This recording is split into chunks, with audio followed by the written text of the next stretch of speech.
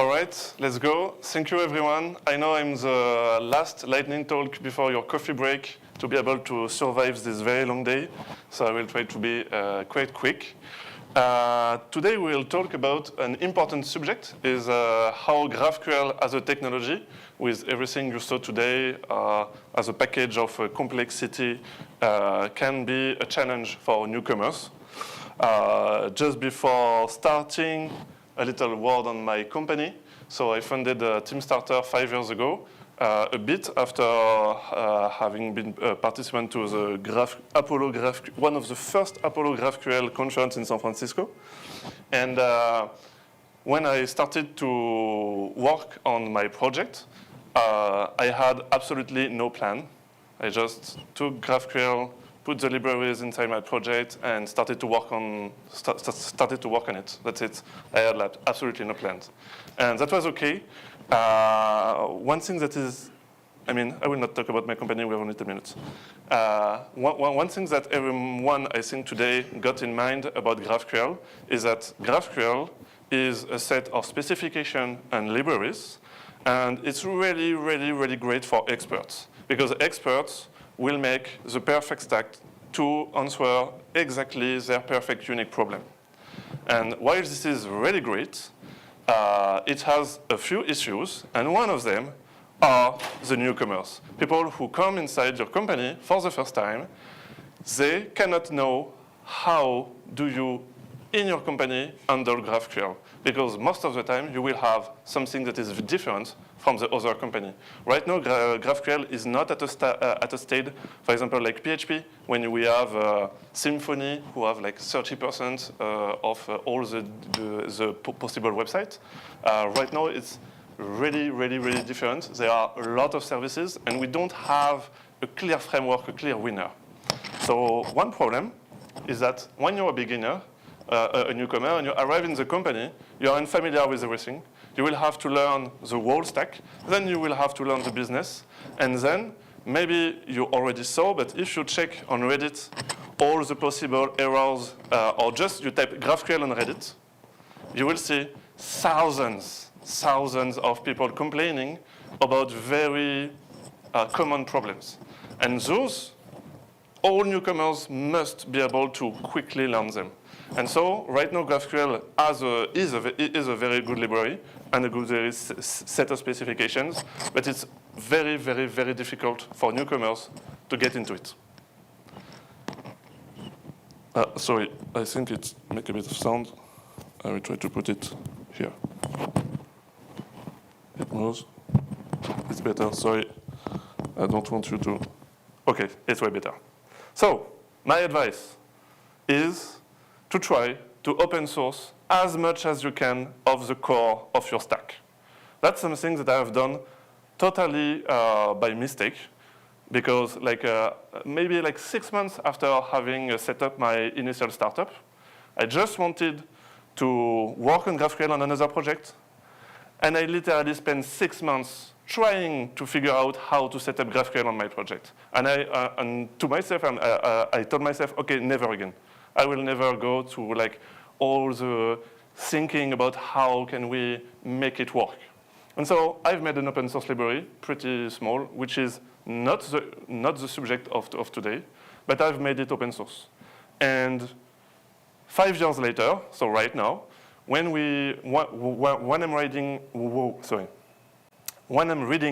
all the onboarding surveys, so all the feedback from my new developers who've got onboarded in my companies, one thing appeared is that the fact that we open sourced totally by chance the core of our library had side effects that made the onboarding really, really great. And so that's what today I will advocate for, and I will tell you a bit why it is in fact quite a nice thing. The first thing is that when you start to have a clear way to understand how your project is built and you put it inside an open source library, you can duplicate this skeleton of application in a boilerplate, and you can use it in your test, in your hiring test. That's what we are doing. all our higher interests are based on the boilerplate made of our own core library. And what's happened is that first, it's very good during the hiring test because you can see who is nimble enough to be able to manage all your stack and to be able to understand the complexity of GraphQL. Some people are not like ready to jump onto this technology. And the second thing is that the very first day they arrive in your company, they already know how your stack is working. And for them, it's a big win because they are really more confident the first day that they arrive to be able to participate to the code.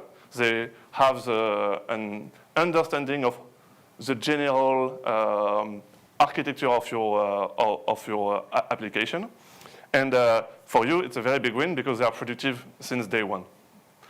The second thing is that if we come back to Reddit and all the complaints that people often give about GraphQL, for example, the fact that there is a lot of security holes with, for example, DDoS made by too much queries or too much depth of queries, or the N+1 problems, the fact that many people who onboard on a project, on a GraphQL project, sometimes kill the server because they don't understand how resolve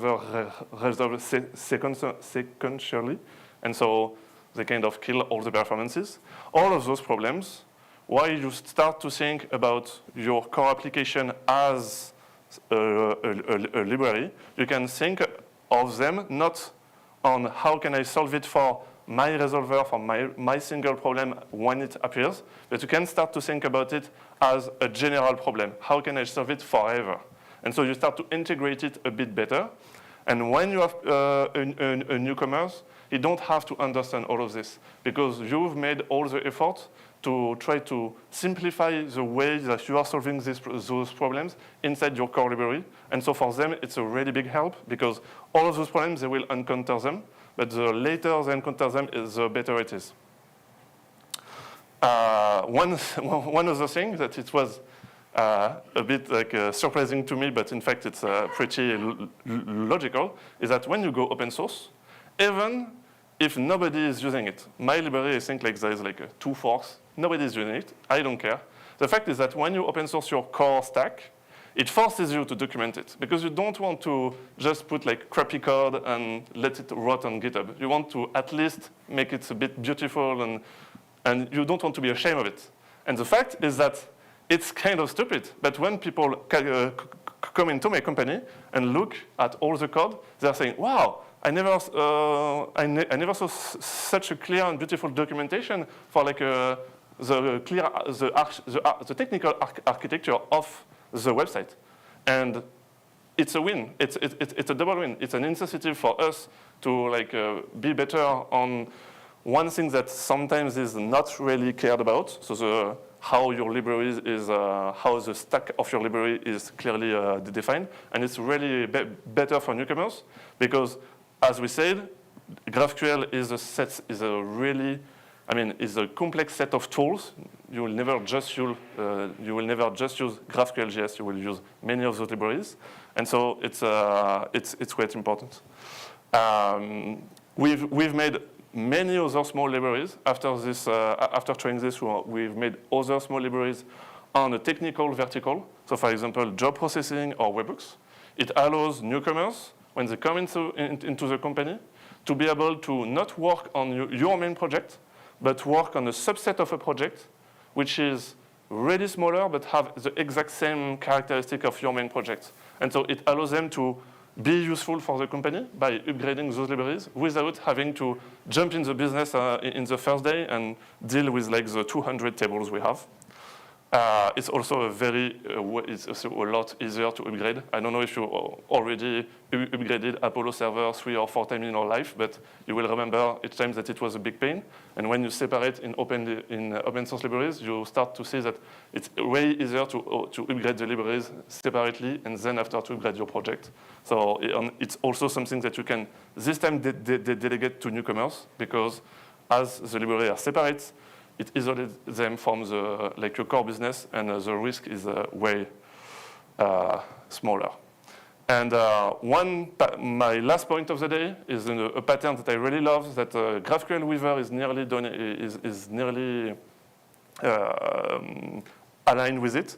It's the less code you will have to write, the less time it will take to learn, and the faster you will be able to ship. And one pattern that I really like and that we use and that I strongly advise you to try is to generate your code, to generate your API, not from a schema, not directly from code, but from your model. Because anyway, most of you will use an ORM.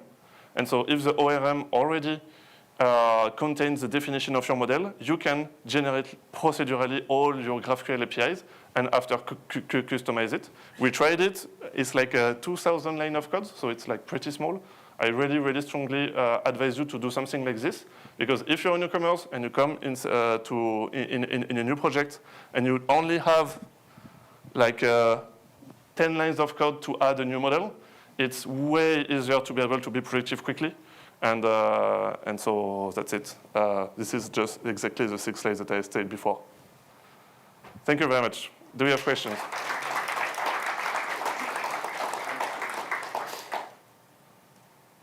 No questions?